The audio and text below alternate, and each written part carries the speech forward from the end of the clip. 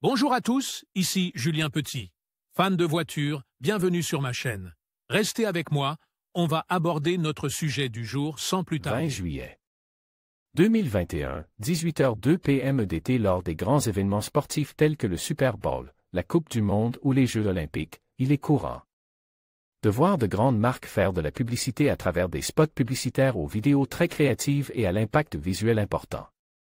Les marques automobiles sont parmi les principales à miser sur ce type de contenu.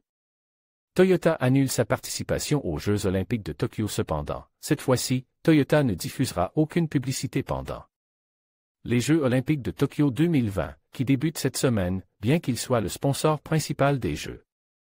Reuters a rapporté lundi que le constructeur automobile se retire des publicités et occupe son temps lors des événements, alors que le soutien des Japonais à la tenue de l'événement dans le contexte de la pandémie de grippe aviaire COVID-19 a atteint son plus bas niveau.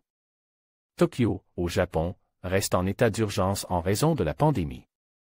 Un porte-parole de Toyota USA a déclaré: le plan média de la campagne publicitaire mondiale de Toyota pour les Jeux Olympiques et Paralympiques agir par les différents pays et régions. Au Japon, le bureau local de Toyota a décidé de ne pas diffuser la campagne en raison de la sensibilité au COVID-19 dans ce pays. Aux États-Unis, la campagne a déjà été diffusée à l'échelle nationale et continuera d'être diffusée comme prévu avec nos partenaires médias pendant les Jeux Olympiques et Paralympiques de Tokyo 2020.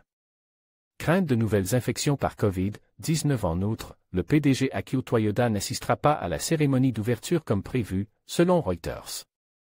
La publication a cité de nouvelles données d'un journal japonais local qui a interrogé près de 1500 personnes et a constaté que 55% d'entre elles ne souhaitaient pas que les Jeux aient lieu. 68% des personnes interrogées ont déclaré qu'elles doutaient que les autorités parviennent à maîtriser les infections par le virus COVID-19.